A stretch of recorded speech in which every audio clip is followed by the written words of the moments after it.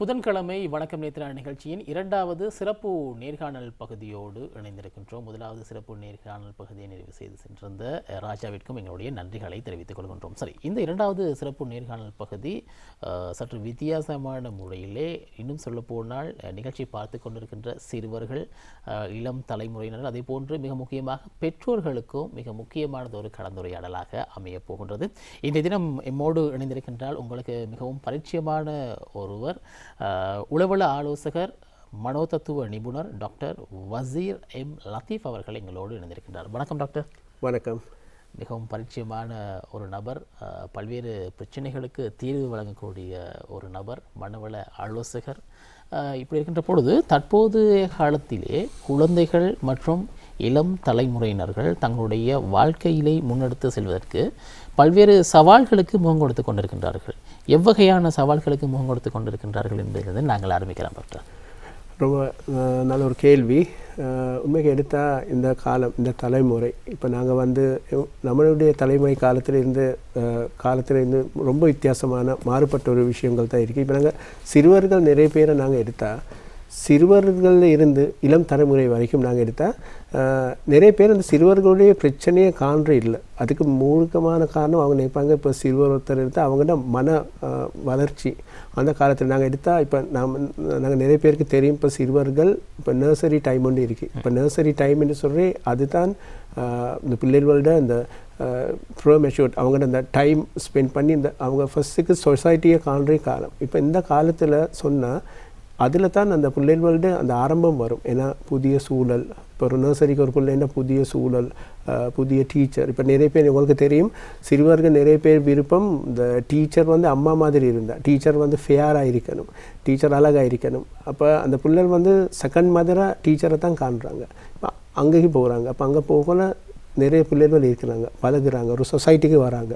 ஆனால் இதில் நிறைய விஷயங்கள் இருக்கேண்டா நிறைய பெற்றோர்கள் தெரியாது. இப்போ சிறு வயதில் தான் இந்த மனநல இந்த ஆலோசனை தேவைப்படுது. என்னென்னா சில பிள்ளைகள் இருக்கிறாங்க ADHD, ஹைப்பர் ஆக்டிவ் கிட்ஸ். ஒரு இடத்துல இருக்க மாட்டாங்க, இப்படி ஓடுவாங்க, இப்படி பாய்வாங்க, இப்படி செய்வாங்க.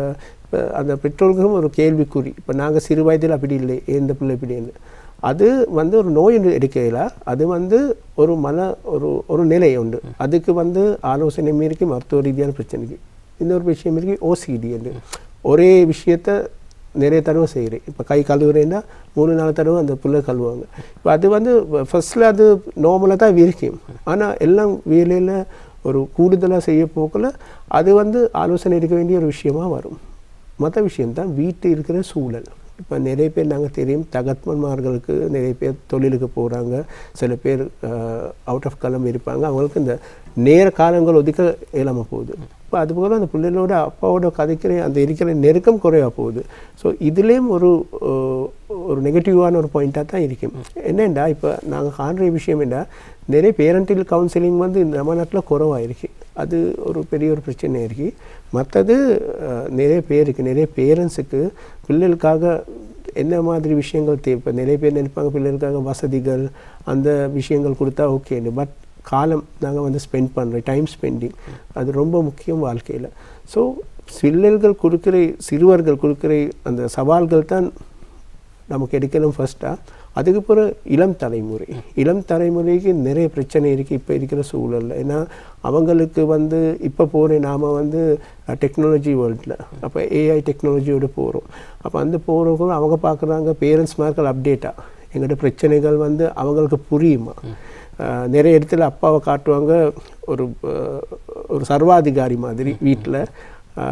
ஸோ அதில் அந்த பிள்ளைகள் அவங்கள்ட்ட விஷயங்கள் அப்பாவோட பகிர்ந்து கொள்ள பயப்படுவாங்க. அதுக்கு பிறகு என்னென்னா வேறொரு தலைமுறையோடு போகிறாங்க. இப்போ நாங்கள் எடுத்தால் ஒரு பிள்ளைக்கு நாங்கள் சொல்லுவோமே ஒரு பெண் பிள்ளைக்கு இருக்கிற பிரச்சனை அந்த பிள்ளைகிட்ட ஃப்ரெண்ட்ஸோடு ஷேர் பண்ணுவாங்க. ஆனால் அது சரியான தீர்வு இல்லை. ஏன்னா சமமான வயசில் இருக்கிற அவங்க நிபுணத்துவம் இல்லை. ஏதாவது ஒரு பிரச்சனை அதுக்கு சரியான ஆலோசனை கொடுக்க. இந்த நேரத்தில் என்ன விஷயம் நடக்கிறேன்னா அவங்களுக்கு ராங் கைடன்ஸ் கிடைச்சிட்டா அவங்க எடுக்கிற முடியும் ராங்காக போகும். ஸோ நான் காண்ற விஷயம் என்னென்னா சிறு வயதிலிருந்து இளம் பருவம் வரை பெற்றோர்களுக்கு பெரிய ஒரு பொறுப்பு பிள்ளைகளை சரியான ஒரு பாதையில் கொண்டு போகும். மிக அழகாக சொல்லியிருந்தீர்கள். குழந்தைகளை பெற்றால் மாத்திரம் போதாது, அதனை சரியான முறையிலே வளர்த்தெடுக்க வேண்டும். நாளைய தலைவர்களாக ஆக்குவதற்கு எங்களால் இயன்ற முறையில் அவர்களை பயிற்றுவிக்க வேண்டும். சிறுவர்கள் சுட்டித்தனம் செய்து கொண்டிருக்கின்றார்கள், அவர்களை சற்று கட்டுப்படுத்துவதற்கு மிக கடினமாக இருக்கின்றது. சரி, வளர்ந்து விட்டார்கள், பாடசாலை சென்று விட்டார்கள், பாடசாலைகளில் அவர்கள் கற்பிக்கின்ற முறைகள் தொடர்பாக அல்லது வீட்டில் வந்து அந்த பிள்ளைகளுக்கு சரியான முறையிலே அந்த கற்பித்தலை நாங்கள் இலகுபடுத்துவதற்கான வழிகள், ஆசிரியர்களுடான தொடர்பு, பிள்ளைகள் பெற்றோருடான தொடர்பு, இப்படி பல்வேறுபட்ட சவால்களுக்கு குழந்தைகள், வளர்ந்தோர்கள், இளம் தலைமுறைகள் முகம் கொடுத்து கொண்டிருக்கின்றார்கள். இவ்வளவு பிரச்சனைகள் இருக்கின்றதா என்று நிகழ்ச்சியை பார்த்து கொண்டிருக்கின்ற ரசிகர்களும் சற்று அச்சம் கொள்ள வேண்டிய ஒரு தருணமாக இருக்கின்றது. நீங்கள் அச்சம் கொள்ள தேவையில்லை, அவற்றிற்கான தீர்வுகளையும் எங்களது டாக்டர் தருவதற்கு ஆயத்தமாக இருக்கின்றார். குறிப்பாக டாக்டர், சிறுவர்களை பொறுத்த மட்டிலே அதிகமாக இந்த மொபைல் கையடக்க தொலைபேசியினூடாக எடிக்ட் ஆகிறார்கள், அதாவது பழக்க வழக்கத்திற்கு அடிமையாகி விடுகின்றார்கள். இவ்வாறான பிரச்சனைகள் தொடர்பாகவும் நீங்கள் கூறிய போன்ற அந்த வாழ்க்கை நடைமுறையில் உள்ள சவால்களையும் தீர்ப்பதற்கு என்னென்ன முறைகளை நாங்கள் கையாள வேண்டும்? குறிப்பாக சிறுவர்களை பொறுத்த மட்டிலே இளம் தலைமுறையோடு ஒப்பிடுகின்ற பொழுது முடிவுகள் எடுப்பதில் அவர்கள் இன்னமும் பக்குவப்படவில்லை, பெற்றோர்கள் தான் வழிகாட்ட வேண்டும். ஆகவே இவ்வாறான சிக்கல்களுக்கு தீர்வாக முதலில் அடிப்படையாக செய்ய வேண்டிய வழிமுறைகள் என்னவாக இருக்கிறது? கண்டிப்பாக. இப்போ வந்து நீங்கள் சொன்னீங்க கையெடுக்க தொலைபேசியை பற்றி. இப்போ நான் காண்ற நிறைய விஷயம், எனக்கு கவுன்சிலிங்கு வரக்குள்ள நிறைய பேரண்ட்ஸ் கவுன்சிலிங் வரக்குள்ள சொல்கிறாங்க, இல்லை நிறைய வேலைக்கு இந்த புள்ள தொந்தரவு கொடுக்க, நான் மொபைல் ஃபோனை கொடுப்பேன், ஏதாவது கேம்ஸை போட்டு விளையாடு. இப்போ அவங்களுக்கு தெரியா இந்த மொபைல் ஃபோன்ஸால் வரை விளைவுகள். இப்போ உதாரணத்துக்கு எடுத்தால், இப்போ மொபைல் ஃபோனை நாங்கள் எடுத்தால் அதில் ரேடியேஷன் இருக்குது. அந்த ரேடியேஷன்ஸ் வந்து கூடுதலாக நாங்கள் இப்போ இந்த கிட்டத்தில் செஞ்ச மனோ தத்துவ அந்த ரிசர்ச்சில் கிடைச்ச பலன் என்னென்னா, நிறைய பிள்ளைகள் இந்த கேம்ஸ் விளையாடுக்குள்ள வயலண்ட் ஆகுறாங்க. இப்போ உதாரணத்துக்கு என்கிட்ட ஒரு பிள்ளை வந்தாங்க கவுன்சிலிங்க்கு, அந்த அம்மாவோட ஒரு சிறு வயது பிள்ளை, ஒரு 5 வயது இருக்கும். அந்த பிள்ளை அந்த மொபைலை உடைச்சி இருக்கிறேன். என்னென்னா அந்த கேமை அந்த பிள்ளை தோல்வி காண்றேன். அப்போ அந்த வெற்றி தோல்வின்னு சொல்கிற சமமாக இருக்க வேண்டிய விஷயத்த அந்த பிள்ளை அந்த கேமு ஒரு உண்மையான தத்ரூபமான ஒரு விஷயம் நினைத்து மொபைலை உடைச்சி இருக்கிறாங்க. என்னென்னா அந்த அந்த பிள்ளை விளையாடி இருக்கி அந்த கன் ஷூட்டிங் பண்ணுற கவுண்டர் ஸ்ட்ரைக்குன்னு ஒரு கேம் உண்டு. ஸோ சில நீங்கள் தெரியும் நிறைய கேம்ஸ் இப்போ இலங்கையில் அதில் சரியான முறையில் முகாமைத்துவம் இல்லை. ஆனால் இந்தியாவில் எடுத்தால் சில கேம்ஸ் வந்து தடை செஞ்சுருக்கிறாங்க, அதுக்கு போகலாம். அந்த கேம்ஸ் அப்படியே தடை செஞ்சிருக்காங்க. மற்ற நாங்கள் திரைப்படம் எடுத்தாலும் அந்த விஷயத்த சொல்லணும். இப்போ நீங்கள் தெரியும், இப்போ ஏ சர்டிஃபிகேட்ஸோட வரை சில திரைப்படம் இந்தியாவில் சில திரைப்படங்கள் பிள்ளைகளுக்கு பார்க்க இப்போ இருக்கிற சூழலில் பிள்ளைகளுக்கு அனுமதி இல்லை. இப்போ சில வயலண்ட் கூடியான விஷயங்கள், ரத்தம் காற்ற விஷயங்கள், வோக் ஃபிலிம்ஸ்கள் பிள்ளைகளுக்கு அவங்க தடை செய்யப்பட்டுறாங்க. இப்போ பெட்ரோல் போனால் பிள்ளைகள் தியேட்டரில் இருக்க மாட்டாங்க, இல்லை இதே சர்டிஃபிகேட் இந்த கேம் வந்து இந்த மூவியை வந்து பார்க்கல. இப்போ இதே மாதிரி இந்த நாங்கள் எடுத்த கையெழுக்க தொலைபேசியில் ஒரு கண்ட்ரோல் ஒன்று இல்லை. மற்றது சில பேரண்ட்ஸ் மார்கள் நமக்கு தெரியும், தொலைபேசி பாவிச்சாலும் அதில் சில செட்டிங்ஸை பற்றி நல்லொரு அவங்களுக்கு ஒரு அறிவுக்குறை ஒன்றும் இல்லை. இப்போ எடுத்தால் சில ஃபோன்ஸில் இருக்கு கிட்ஸ் மூட்னு. அப்போ கிட்ஸ் மூட்டில் எடுத்தால் அவங்க அப்லோட் பண்ண சாங்ஸோ சைல்ட்ஸ் ப்ரோக்ராம்ஸோ அதை மட்டும்தான் அந்த பிள்ளைக்கு பார்க்கணும். அவள் பெற்றோர் வந்து ஃபிங்கர் பிரிண்ட் போட்டால் தான் மற்ற செட்டிங்ஸ்க்கு போகலாம். இப்போ அது ஒரு இதில் இருக்கு. மற்றது பிள்ளைகளுக்கு நான் என்ன சொல்கிறேன், மொபைல் ஃபோன் வந்து ஒரு விளையாட்டு பொருள் இல்லை. என்னென்னா அதில் நிறைய பாதிப்பு இருக்குது. ஏன்னா அவங்கள்ட்ட இப்போ நாங்கள் சொன்னால் இப்போ சில கேம்ஸ் இருக்குது, உங்களுக்கு தெரியும் வர்ச்சுவல் கேம்ஸ்ன்னு இருக்குது. அந்த விஆர் பாக்ஸ்ன்னு போடுவாங்க, அது விளையாடுவாங்க. இப்போ இங்கேயும் அது கூடுதலாக ட்ரெண்டாக போகுது.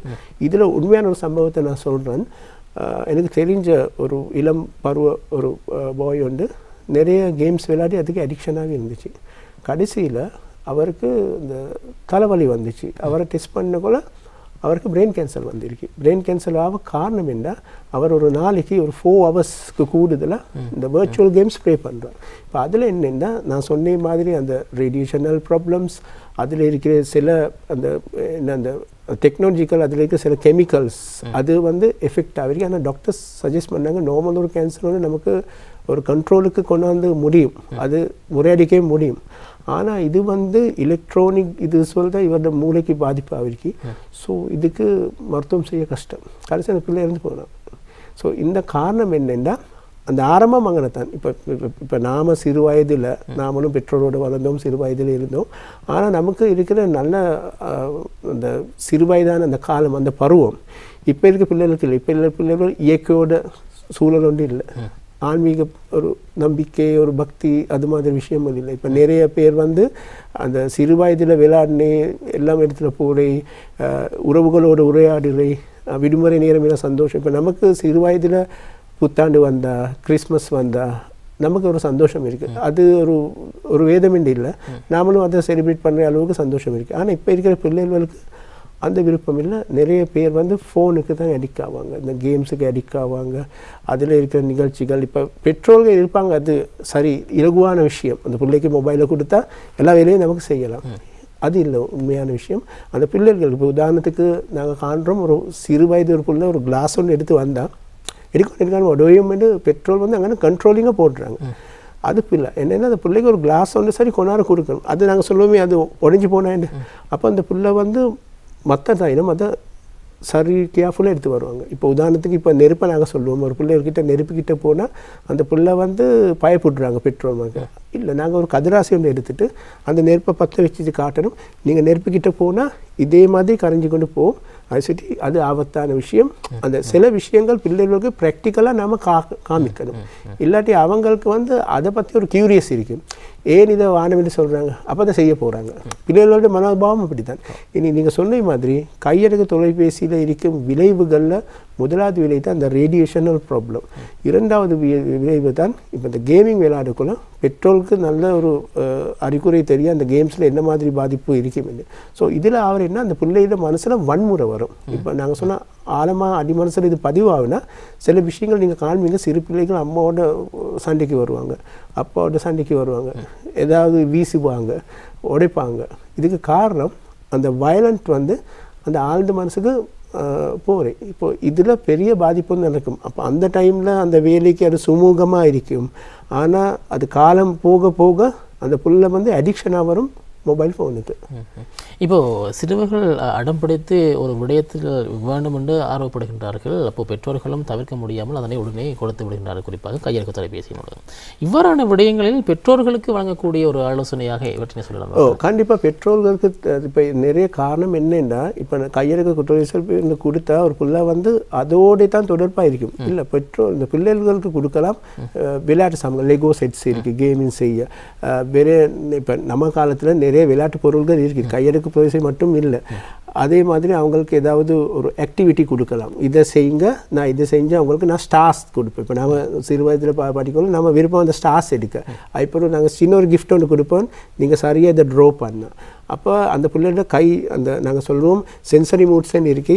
இந்த கை கண்கள் இதெல்லாம் பார்வை அவங்கள்ட்ட இந்த மூளைக்கு நிறைய சிந்திக்கக்கூடிய ஒரு தருணம் இருக்குது. நிறைய ஆக்டிவிட்டீஸ் கொடுக்கலாம் அவங்களுக்கு. நிறைய வந்து நாங்கள் சொல்லுவோம் நிறைய இந்த எக்ஸசைசஸ் இருக்குது. சின்ன பிள்ளைகளுக்கு விருப்பமான எனக்கு தெரிஞ்ச ஒரு பிள்ளை இருக்குது, அந்த பிள்ளை சரி விருப்பம் எக்ஸசைசஸ், அந்த கிட்ஸ் எக்ஸசைசஸ். இப்போ அது இல்லாட்டி பாட்டு படிக்க கொடுக்கலாம். நல்ல ஒரு பாட்டு ஒன்று நீங்கள் நல்லா படித்த அந்த பாட்டை நான் உங்களுக்கு சிறு ஒரு கிஃப்டோடு கொடுக்குறேன்னு. பிள்ளைகளுக்கு இந்த மாதிரி நிறைய விஷயங்கள் இருக்குது. ஆனால் இப்போ ஆவரி இருக்கு கதை என்னென்னா, அந்த கையெடுக்க தொலைபேசியில் எல்லா விஷயங்களும் இருக்குது. அவங்க வந்து அந்த கண்ட்ரோல் இல்லாமல் கொடுக்கக்குள்ள அந்த பிள்ளைக்கு தெரியாது என்னது நல்லது என்னது கெட்டதுன்னு. இப்போ சில நேரம் நாங்கள் ஒரு வீடியோஸ் ஒன்று கொடுத்தாலும் யூடியூப்ஸில் பிள்ளைகளுக்கு கிட்ஸ் சாங்ஸ்ன்னு போட்டாலும் அதுக்கு பிறகு வர வீடியோ நமக்கு தெரியும், வேறொரு வீடியோ வரலாம், பெரியவங்க பார்க்கக்கூடிய ஒரு வீடியோன்னு வரலாம். ஸோ இதில் வந்து அந்த கண்ட்ரோல்னஸ் இல்லாத காரணம். மற்றது இப்போ இருக்கிற சூழல் பார்த்தா இப்போ அவசரமான உலகத்தில் எல்லாரும் ஓடிக்கொண்டு போகிறாங்க லைஃப்பில். இப்போ பெற்றோர்களுக்கு சில நேரம் 2 பேரும் ஒர்க் பண்ணுவாங்க. நான் காண்றேன் நிறைய பிள்ளைகள் இப்போ டேகேயால் போடுறாங்க. இப்போ அது பெரிய ஒரு பாதிப்பு. இப்போ நான் அது தப்புன்னு சொல்கிறேன் இல்லை, ஆனால் அவங்களோட சூழல் அப்படி. பட் அந்த டேகேயாவுக்கு போக அந்த பிள்ளை வந்து பெற்றோருடைய அன்பில் அந்த அன்பு கட்டுப்பாட்டிலேருந்து வெளியே போகிறேன். இப்போ சூழலில் வந்து 2 பேருக்கு ஒர்க் பண்ண தேவை. ஆனால் அதை விட நல்ல ஃபேமிலியில் தாத்தா பாட்டி சரி இருந்தால் பிள்ளைகள் அவங்கள்ட்ட கவனத்தில் இருந்தால் அவங்க நிறைய கதைகள் சொல்லுவாங்க. இப்போ நாங்கள் வந்து பாட்டி கதை தாத்தாவுடைய கதைகள் சரி விருப்பம் சிறு வயசில் கேட்க அது சரி சந்தோஷத்தை கொடுக்கும். ஆனால் இப்போ இருக்கிற பிள்ளைகளுக்கு அந்த கட்டுக்கோப்பையாக இல்லாமல் இப்போ நிறைய பேர் தனி குடும்பத்தில் வாழ்கிறாங்க, பெற்றோர்களுடன் இல்லை. இனி அவசர உலகத்தில் அவங்க அவசரமாக போகிறாங்க. கடைசியில் என்னென்னா இந்த பாதிப்பை கவலைப்படுவாங்க. இது பெரிய ஒரு பிரச்சனையாக போகக்கூடாது. குறிப்பாக டாக்டர், இப்போது எங்களுடைய காலத்தை பொறுத்த மட்டும் இல்லை, எங்களுடைய தாத்தா பாட்டியிடம் நாங்கள்லாம் வளர்ந்தோம், பெற்றோர்களும் இருந்தாங்க. ஆனால் இப்போதைய தலைமுறையினர் வந்து தாத்தா பாட்டியிடம் இருக்கும்போது பெற்றோர்கள் மீதான அந்த ஈர்ப்பு அல்லது அவர்களுடனான அந்த தொடர்பு தடைப்படுகின்றதா, இப்படி இருக்கின்றதா? அல்லது இப்போ நீங்கள் சொன்னது போல அவசர உலகம், தாய் தந்தை இருவருமே உழைத்தாக வேண்டும், அப்போதான் குடும்பத்தை நடத்தலாம் என்ற ஒரு கட்டாய நிலைக்கு தள்ளப்படுறாங்க. அப்போது அப்படி இருக்கின்ற போது காலையில் சென்று ஈவினிங் தான் வீட்டுக்கு வராங்க. அப்போ அந்த மாதிரி நேரங்களில் தாத்தா பாட்டியிடம் இருக்கிற அந்த பிள்ளைகள் பெற்றோர்களுடனான தொடர்பு குறைக்கப்படுகின்றது. இது தொடர்பான உங்களுடைய கருத்து என்னவா இருக்கு? அது உண்மை. நீங்கள் சொல்கிறீங்கன்னா இப்போ நிறைய பிள்ளைகள் சில பேர் வந்து அம்மா அப்பாவோட விட தாத்தா பாட்டியோட இருக்கிற நெருக்கம் கூட. ஸோ இதுக்கு காரணம் என்னென்னா, இப்போ பெற்றோர்கள் ஒரு நேரம் ஒன்று ஒதுக்கணும், எந்த நாளும் ஒரு நேரம் ஒன்று ஒதுக்கணும் பிள்ளைகளுக்காக. பிள்ளைகள் இப்போ நாங்கள் சொல்லுவோமே, ஸ்கூல் ஒர்க் என்ன செஞ்சீங்க, என்ன பண்ணுவீங்க, சில நேரம் அவங்களோட ஜோக் பண்ணணும், அவங்களோட பாடல் பாடணும், அவங்களோட விளையாடணும். அப்போ அந்த பாதிப்பு இல்லை. இப்போ நாங்கள் என்ன எடுத்துகிட்டு இருந்தால், இப்போ பெற்றோர்கள் வேலையை விட்டு வீட்டுக்கு வந்தால் அவங்க டயட்டில் களைப்பில் வராங்க. அதுக்கு பிறகு அடுத்த நாள் என்ன செய்கிறேன்னு பிளானிங்கில் இருக்கிறாங்க. ஏன்னா அவங்க முழு கவனமும் அவங்களோட தொழிலுக்கும் அது சார்ந்த விஷயங்களுக்கு தான் கொடுக்குறாங்க. அப்போ பிள்ளைகள் வந்து இப்போ நிறைய நேரம் பிள்ளைகள் ட்ரோ பண்ணி ஏதாவது கொண்டு வாங்க, அப்பா கிட்ட காட்டுவாங்க, சாரி என்ன வைப்பாங்க. ஆனால் அதை கொஞ்சம் நல்லா எடுத்து அதை பார்த்துட்டு அந்த பிள்ளைய வந்து அப்ரிஷியேட் பண்ணி ஒரு கைத்தட்டல் ஒன்று கொடுத்துட்டு இதே மாதிரி நல்லா ட்ரோ பண்ணும். அது சில நேரம் அது அழகாக இருக்காது, ஆனாலும் நாம் அந்த பிள்ளைக்கு ஊக்கத்தை கொடுத்தும் இன்னும் நல்ல உங்களுக்கு வரைய முடியும். இப்போ ஒரு பாட்டு ஒன்று படித்தா அது பிள்ளையாக வந்தாலும் அந்த பிள்ளையை நாங்கள் அப்ரிஷியேட் பண்ணுவோம். ஏன்னா பிள்ளைகளுக்கு கைத்தட்டல் கொடுத்து ஊக்கம் கொடுத்தா அந்த பிள்ளை நினைப்பாங்க, இப்போ நான் எனக்கு நல்லா ட்ரோ பண்ணேன், எனக்கு வரையலாம், எனக்கு வந்து பாட்டு படிக்கலாம், எனக்கு நிறைய விஷயங்கள் செய்யலாம், அப்பாவும் விருப்பம்னு சொன்னேன். அந்த நேரத்தில் என்னென்னா, இப்போ அம்மா எடுத்தாலும் அவங்க வந்து அதுக்கு கொடுக்குற கவனம் குறைவாக இருக்குது. ஸோ இதில் தாத்தா பாட்டி வந்து ஃப்ரீயாக இருக்கிறாங்க. இப்போ அவங்களுக்கு நிறைய நேரம் இருக்குது. அப்போ அந்த பிள்ளை சொல்ல விஷயம் எல்லாத்தையும் அவங்க கேட்குறாங்க, அவங்க அதை அப்ரிஷியேட் பண்ணுறாங்க. இப்போ இந்த ஒரு காரணம் தான் இங்கே கேப். இது தாத்தா பாட்டி மட்டும் இல்லை. இப்போ நாங்கள் நினச்சா இப்போ சில பிள்ளைகளோட அம்மா அப்பா 2 பேரும் வெளிநாட்டில் வேலை பார்ப்பாங்க.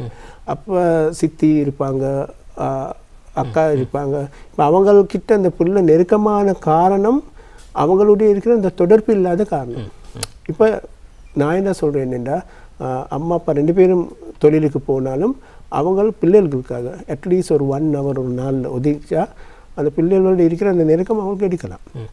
ஏன்னா பிள்ளைகள் வந்து நாம் தெரியும், அவங்களுக்கு வந்து அவங்கள நாங்கள் அன்பாக அவங்கள கையை செஞ்சால் அவங்கள ஹேண்டில் பண்ணால் நமக்கு வந்து நிறைய பலன் கிடைக்கும். உண்மையில் டாக்டர், குழந்தைகள் ஓகே, இப்போ நீங்கள் சொன்ன மாதிரியான வழிமுறைகளை பின்பற்றி ஓரளவுக்கு கட்டுக்கோப்புகளை கொண்டு வரலாம், அவங்களுடைய திறன்களை அதிகரிக்க செய்வதற்கு ஊக்கங்களை அளிக்கலாம். கண்டிப்பாக. சற்று வளர்ந்த பிள்ளைகள், பாடசாலை சென்று வருகின்ற பிள்ளைகள் தங்களுடைய பெற்றோர்கள் போதிய அளவு அறிவின்மை இருக்கின்றார்களா, அல்லது இந்த நவீன தொழில்நுட்பத்தோடு செல்கின்ற பொழுது அவர்கள் இன்னமும் அப்டேட் ஆக வேண்டும் என்ற ஒரு நிலைப்பாட்டிற்கு அதிகமான மாணவர்கள் இருக்கின்றார்கள்.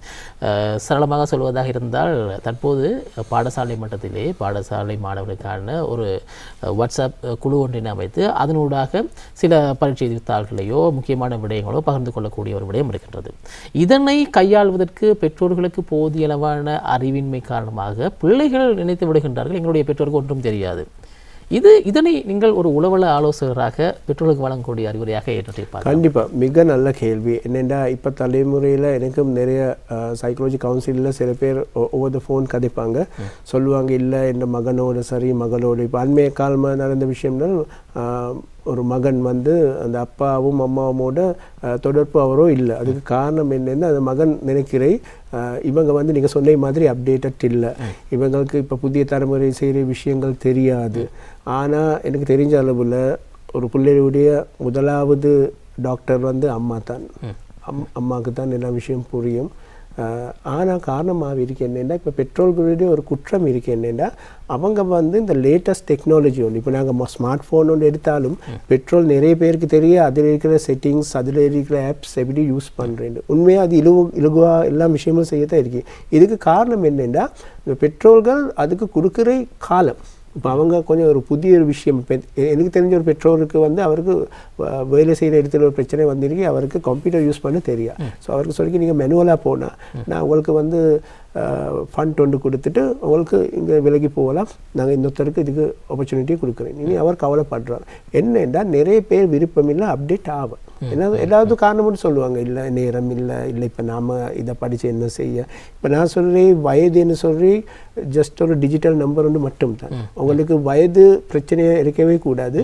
எந்த வயதிலையும் ஏதாவது புதிய விஷயம் வந்தால் நாம் அதை படிக்கணும். அப்போ தான் புதிய தலைமுறையோடு எங்களுக்கு ஃபேஸ் பண்ண விஷயங்கள் தெரியும். இப்போ என்ன ஆகுறேன்னா பெற்றோர்கள் எடுக்கணும். இந்த பிள்ளையோ இப்போ நாங்கள் எடுத்த ஒரு பிள்ளையோ வந்துட்டால் அதை விட பெற்றோர்கள் வந்து புத்திசாலித்தனமாக அதை கையாள வேண்டிய விஷயங்கள் இருக்குது. நிறைய பேர் அந்த பிள்ளையோடைய ஃப்ரெண்ட்ஸ்மார்களோட தொடர்பு வரும். அவங்களோட பேசி இப்படி நீங்கள் என்ன செய்ய போகிறீங்க, கல்வி காலத்துக்கு பிறகு என்ன செய்ய, என்ன உங்களுடைய இலக்குகள், எந்த மாதிரி செஞ்சாலும் அதே மாதிரி அந்த புத்திசாலித்தனமாக அந்த கையாள வேண்டிய விஷயம் பெற்றோர்களுக்கும் ஒரு கடமை ஒன்று இருக்கு. அதை ஒதுக்கையலாம். இப்போ பெற்றோர்களுக்கு சொல்லலாம், பிள்ளைகளுக்கு குற்றம் சாட்டலாம். இந்த பிள்ளை வந்து எங்களை மதிக்கிறே இல்லை, அப்டேட்டட் இல்லைன்னு சொல்கிறாங்க. என்னென்னா நமக்கு ஒரு விஷயம் நாம் சொன்னால், உதாரணத்துக்கு நமக்கு ஒரு விஷயம் தெரியாட்டி அதை படித்து கொண்டு அதில் முன்னுக்கு வர வேண்டிய விஷயங்கள் நாங்கள் நினைக்கும். நீங்கள் உங்களுக்கு தெரியுமா இருக்கும், இப்போ சில நல்ல திரைப்படங்கள் வந்துச்சு கல்வியை பற்றி. இப்போ அப்பா என்ற ஒரு திரைப்படம் வந்துச்சு. ஒரு படத்தில் நான் காண்றேன், ஒரு அம்மா வந்து பிள்ளையோடைய சகஜமாக படிக்கிறாங்க. பிள்ளைக்கு அது விருப்பம் இல்லாப்போ இந்த அம்மா படிக்கிறேன், அப்புறம் அம்மா வந்து அந்த சாந்தியில் இருக்கிற பிள்ளையை விட நல்லது. இப்போ சவாலாக வருது. ஏன்னா நமக்குள்ளே இருக்க அந்த இருக்கிற தரன்களை நமக்கு உயிர்த்து கொள்ளலாம். இப்போ இதுக்கு காரணம் நாங்கள் குற்றம் சொல்கிறது மட்டும் இல்லை, ஒரு பிள்ளை வந்து அப்படி ஒரு விஷயத்த சொன்னால் நாம் 2 தடவை யோசிக்கணும். நம்ம கையிலேயும் ஒரு தப்பு ஒன்று இருக்கேன்னு. ஸோ அதை நாங்கள் வந்து கம்ப்ளீட் பண்ண அந்த இடத்தை நாங்கள் நிரப்பினா அதோடே அந்த பிரச்சனைக்கு நாங்களுக்கு தீர்வுக்கு எடுக்கலாம். பிள்ளைகள் பெற்றோர்களை குற்றம் சுமத்துகின்றார்கள் என்றால் பெற்றோர்களும் தன்னுடைய நிலையினை அறிந்து அதற்கேற்றாற்போல் தாங்கள் செயற்பட்டால் மாத்திரமே பிள்ளைகளோடு அந்த தொடர்பினை பேணி பாதுகாக்கக்கூடியதாக இருக்கும். சரி, பிள்ளைகள் தற்போது வளர்ந்து விட்டார்கள், கல்வி கற்றுக்கொண்டிருக்கின்றார்கள். சில சந்தர்ப்பங்களில் வகுப்பாசிரியரோ அல்லது பாடசாலையில் வேறு ஏதேனும் ஒரு ஆசிரியரோ அவரை திட்டக்கூடிய சம்பவங்கள் இடம்பெற்றிருக்கக்கூடும். அதே போன்று வீட்டில் வெளியில் சென்று வரக்கூடிய தந்தை அல்லது தாய் ஏதேனும் ஒரு விடயம் தொடர்பாக தன்னுடைய பிள்ளைக்கு காரசாரமாக ஏசக்கூடிய சந்தர்ப்பங்களும் இருக்கும்.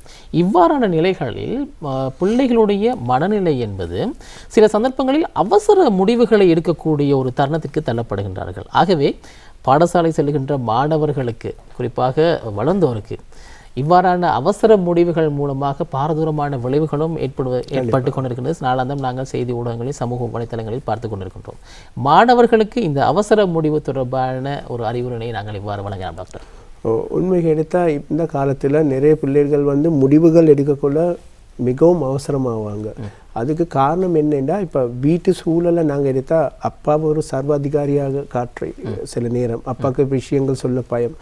அம்மாவும் வந்து சில நேரம் நான் காண்று இருக்கிற நிறைய விஷயங்கள் அம்மாமார்கள்னு பிள்ளைக்கு திட்டுறாங்க. இப்போ நிறைய பேர் வீட்டில் ஏதாவது வேலை செய்கிற தாமதிச்சா மகள் ஒன்று இருந்தால் மகளுக்கு திட்டுவோம். மகள் சில நேரம் பயிற்சி நேரத்தில் பயிற்சிக்காக எல்லாம் விஷயங்கள் செஞ்சு கொண்டு இருப்பாங்க. இப்போ இந்த சூழலுக்கு காரணம் என்னென்னா, வீட்டு சூழலில் வந்து அம்மா அப்பாவோட அந்த பிள்ளையோட இருக்கிற தொடர்பு மிகவும் குறைந்த அளவில் இருக்குது. மற்ற விஷயம் தான் நிறைய விஷயங்களில் நாம் வந்து சென்சிட்டிவ் ஆகக்கூடாது. இப்போ நாங்கள் நிறைய இப்போ சொல்லுவாங்களே, நிறைய முடிவுகள் இதால் எடுக்காமல் இதால் எடுக்கணும். இப்போ இதால் முடிவு எடுத்தால் மனசால் எல்லாம் சென்சிட்டிவாக தான் போகும். பாவம், இப்போ ஒரு உதாரணத்துக்கு ஒரு டாக்டர் ஒன்று இருக்கிறார். அவர் டாக்டர் வந்து எல்லாத்துக்கும் சர்ஜன்ட்டாக இருக்கிறார். அவருடைய மகள் வந்து ஒரு ஆக்சிடென்ட் ஆகுது. அப்போ டாக்டர் சர்ஜரி செய்யணும். அப்போ மன ரீதியில் சர்ஜரி செய்ய போனால் அவரோட கை வேலை செய்யாது சர்ஜரி செய்ய. ஆனால் புத்திசாலித்தனமாக அதை வந்து அறிவால் செஞ்சால் அது ஒரு பேஷண்ட் மட்டுமில்லை. ஸோ இந்த விஷயத்தில் என்னென்னா, நிறைய இப்போ இருக்கிற இளம் பருவம் வந்து நிறைய முடிவுகள் செய்யக்குள்ள மனசு என்ன சொல்லுதோ அது சுருக்கமாக டக்குன்னு முடிவெடுக்கணும். மற்றது நாங்கள் காண்றை இப்போ இருக்கிற விதாசாரம் எடுத்தால் தற்கொலை முயற்சிகள் நாம் காண்றோம். நாங்கள் ஊடகத்தில் பார்த்து இருக்கிறோம். நிறைய சிறு வயதில் நிறைய பேர் வந்து தற்கொலை செய்கிறாங்க. இப்போ தற்கொலை செய்ய முக்கியமான காரணம் வந்து அந்த மனசு அளவில் நம்ம சொல்லுவோம் ஒரு பிள்ளைகளுடைய பர்சனாலிட்டி இருக்குது, பர்சனாலிட்டி டெவலப்மெண்ட். அப்போ அந்த பர்சனல் டெவலப்மெண்ட்டுக்கு பிரச்சனை வர மூலிகை காரணம் என்றால் அந்த பிள்ளைகள் வந்து மன வறட்சி அடைஞ்சு இல்லை அவ்வளோ அளவுக்கு. மற்றது ஒரு பிரச்சனையை நாம் சொல்லணும். நமக்கு மிகவும் நம்பிக்கையான நம்மளுடைய ஒரு பெற்றோர்களுக்கு சரி, இல்லாட்டி அதுக்கு ஒரு முடிவுன்னு எடுக்க கஷ்டம்னா உளவல் ஆலோசகர் இல்லாட்டி மனோ தத்துவ ரீதியான நிபுணர் சந்தித்து அதை பற்றி கதைக்கணும். இப்போ இங்கே வந்து நிறைய பேருக்கு இன்னொரு விஷயம் இருக்குது சொல்ல, நிறைய பேர் இந்த சைக்காலஜி கவுன்சிலிங்னு சொல்கிறேன், எனக்கு என்ன பைத்தியமா, நான் சைக்காலஜி கவுன்சிலர்கிட்ட போவேன், அந்த பைத்தியம் என்று ஒரு இதோண்டு தான் நினைக்கிறாங்க. இல்லை, நாம் நினச்சா நிறைய நாடுகளில் நம்ம பக்கத்தில் இருக்க இந்தியாவில் எடுத்தாலும் அதில் வந்து ஒரு பிள்ளைகளுக்கு ஒரு சைக்காலஜி கவுன்சிலர் இருப்பாங்க ஸ்கூலில் ஒரு பிரச்சனைக்கு. ஏன்னா சைக்காலஜி கவுன்சிலிங் என்று சொல்கிறேன் என்னென்னா, இப்போ மன அழுத்தம் என்று சொல்கிற யாருக்கும் வரும், உங்களுக்கும் வரும், எனக்கும் வரும். அது வந்து நம்மளுடைய ஒரு ஸ்டெமினா ஒரு அளவு இருக்குது, நமக்கு தாங்கிக் கொள்கிற ஒரு சக்தி ஒரு அளவு இருக்குது. அந்த அளவை மீறி போனால் நாம் வந்து ஆலோசனை கண்டிப்பாக எடுக்கணும். அந்த ஆலோசனை எடுத்துட்டா நமக்கு இப்போ ஒரு பிரச்சனை நாங்கள் சொல்லுவோமே, இப்போ வந்து ஒரு மாணவருக்கு வந்து ஒரு டீச்சர் வந்து குற்றம் சொல்லி ஏசி எல்லாம் முன்னுக்கு அசிங்கமாக ஏசுகிறாங்க. அப்போ அந்த புள்ள அதை சுமந்து கொண்டு வீட்டுக்கு போயிட்டு அதே யோசிக்கிறேன், சாப்பாடும் எடுக்க மாட்டேன், அப்படியே முழு நாளும் யோசித்து கவலையிலேருந்து கொஞ்சமாக பாடசாலைக்கு போகிறேன், குறைவாக செய்கிறேன். இப்போ இதில் வாரே மனநலம் தாக்கம் வருது. அப்போ உடல் ரீதியான பிரச்சனையும் மன ரீதியான பிரச்சனையும் வருது. ஆனால் அதே பிரச்சனையை இன்னொரு கோணத்தில் பார்க்குறேன், இவங்க தான் இந்த நாளும் பேசுகிறாங்களே, இது இன்றைக்கி என்ன புதுசாக கணக்கு எடுக்காமல் வாழ்க்கையை கொண்டு போகிறோம். இப்போ அவங்களுக்கு வந்து நிறைய அந்த மனசில் வந்து அந்த தாங்கிக்கொள்ள சக்தி கூடயே இருக்குது. இப்போ நாம் இப்போ இதாக காரணம் என்ன, இப்போ நாம் சில விஷயங்களை ஈகோ பார்க்குறோம், சில விஷயங்களை நாம் நினைக்கிறோம், சின்ன விஷயத்தை வந்து பெருசாக நாம் நினைக்கிறோம். இப்போ வாழ்க்கையில் பிரச்சனை இல்லாத ஒரு மனிதனும் இல்லை, ஆனால் அதுக்கு தீர்வு இல்லாத தருணமும் இல்லை. நாங்கள் வந்து சில நேரம் தீர்வு கிட்டே ஆயிருக்கோம், ஆனால் சில நேரம் நாம் அந்த கிட்டே இருக்கிற தீர்வை எடுக்காமல் பிரச்சனையிலிருந்து நாங்கள் ஓட பார்க்குறோம்.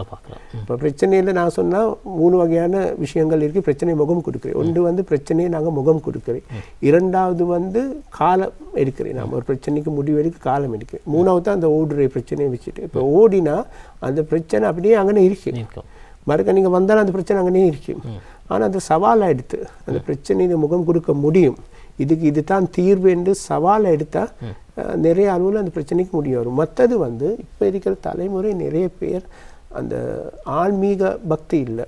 ஏன்னா நாங்கள் வந்து வேதங்கள் ஒரு மனசு வந்து ஒரு கட்டுப்பாடுக்கு வர, இப்போ நிறைய பேர் வந்து நான் தெரிஞ்ச அளவில் இந்த யோகாசனங்கள் தியான பயிற்சிகள் இதுவல்ல இருக்கிற ஈடுபாடு கொஞ்சம் குறவு முதல்ல விட. சில பேருக்கு இப்போ நான் தெரிஞ்ச ஒருத்தர் இருக்கிறார், அவர் வந்து மெடிடேஷன் என்று போகிறார், அவசரமாக போகிறார். நான் சொன்னேன், நீங்கள் ஏன் மெடிடேஷனுக்கு அவசரமாக போகிறீங்க, மெடிடேஷன் ஒரு மனசை ஒரு நிலையில் வைக்கணும் இது.